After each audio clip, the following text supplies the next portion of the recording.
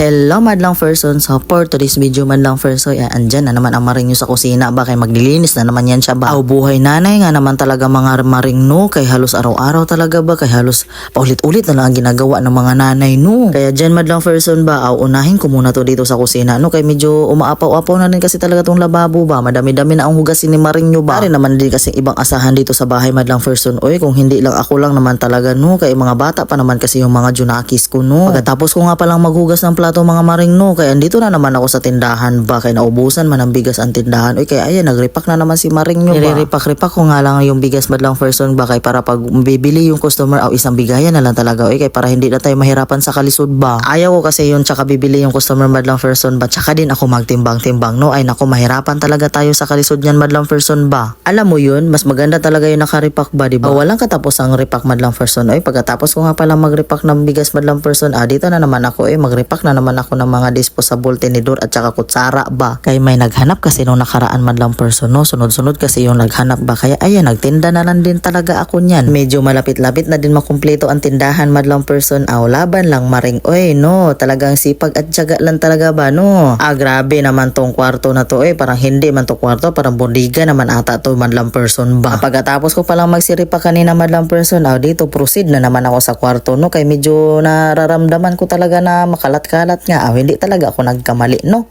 makalat ka talaga madlang person ba. Hindi man yan maiwasan yung makalat-kalat sa bahay madlang person. Lalot na't maliliit pa ang mga anak mo. O ikaw, relate ka ba? Diba?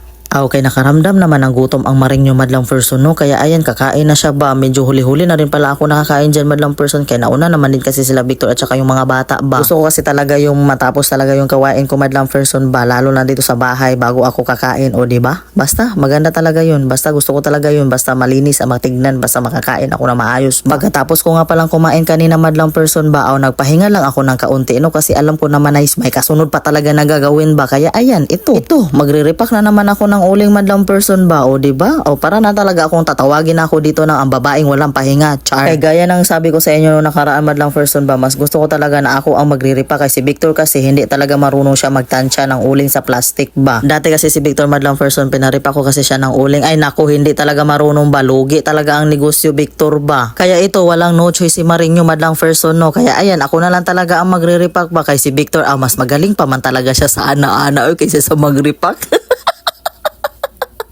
At pinabuksan ko nga pala ito kay Victor madlang person ba, itong dumating na parcel sa akin ba. Ito pala yung i-order ko nung nakaraan, kay nag-trending man kasi ito sa Black App no. Bali hindi pala to na maliliit madlang person ba, at ito nga, at saka mabenta talaga to sa mga bata bahay. Naku, sold out na agad yan madlang person, diba? Diskarte lang.